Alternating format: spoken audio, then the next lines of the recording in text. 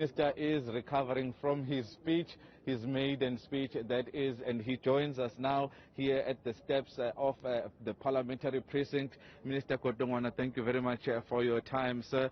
You know, there are a lot of things that you spoke about today at this particular, medium-term budget policy statement. What were the highlights for you that people should take away? As you've said, that people should view this as a pro-poor budget. Look, the first thing we must talk about is that we are in a tight fiscal position. That's a factual situation we need to start from, and then begin to say what is possible in that environment. And I've said, even in that environment, this government continued to make its commitment to poor people. And I've highlighted that 60% of non-interest expenditure is directed towards addressing the issues of poor people. That's the first point. The second point, we've got to make structural reforms to ensure that a longer term, this economy grow, it can continue to give us the revenue to sustain these social programs. So the fourth point, we'll be investing more on infrastructure to stimulate demand. So that's broadly the message we're carrying through. Minister, you spoke about structural reforms. As we speak right now, many companies in the telecom sector and many others are unhappy about the delay in the auctioning of spectrum. You touched on it, but as we speak right now, there hasn't been that auctioning of spectrum. Let me say the delay at the moment is the fight amongst themselves and the ICASA. It's not us. There have been 3 court actions, and the minister has tried to pull all of them out of court in order to find a solution so that we should proceed with auctioning spectrum. So it's not on the part of government. They are the one who are delaying the process by these court actions.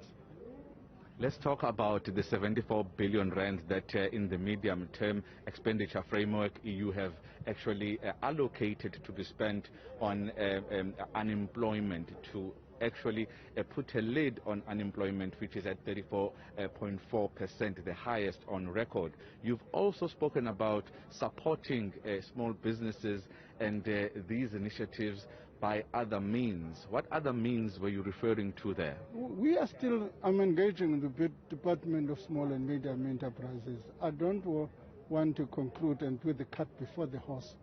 There's an interdependent team which is looking at what are the means. For instance, I made mention of the fact that we're discussing in Treasury a guarantee scheme,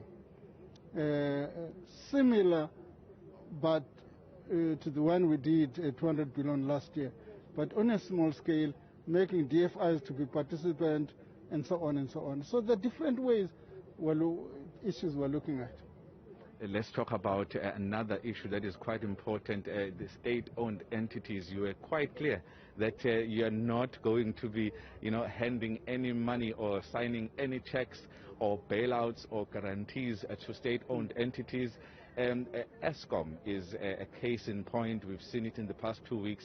It really under the COSH stage 4 load shedding, and the country on the brink, not really trusting whether it's going to collapse or not. Has Eskom approached you for further funding, as there's 40 billion rand available right now to support them? Eskom has been given money for years.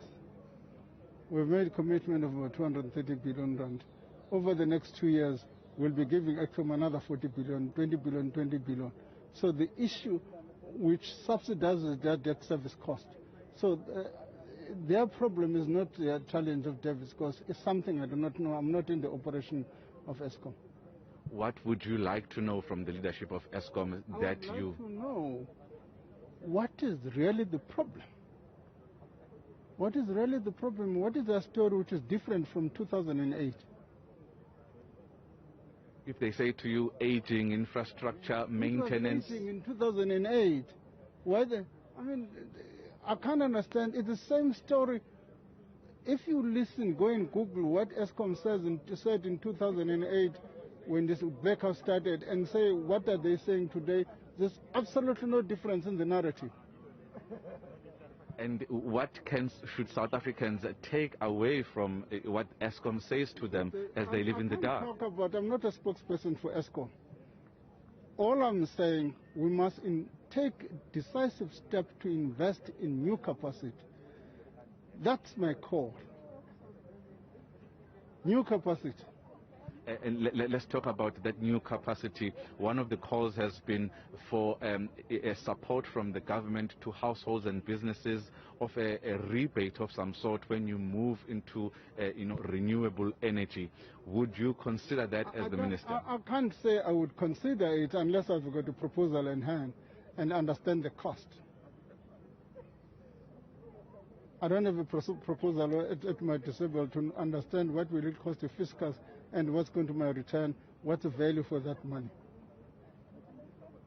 Minister, thank you very much for your time. The Minister Enoch Godongwana telling us that he too wants to understand what exactly is actually happening with the issue of Eskom, and something that is quite important when it comes to that the darkness, the blackouts that we have been experiencing.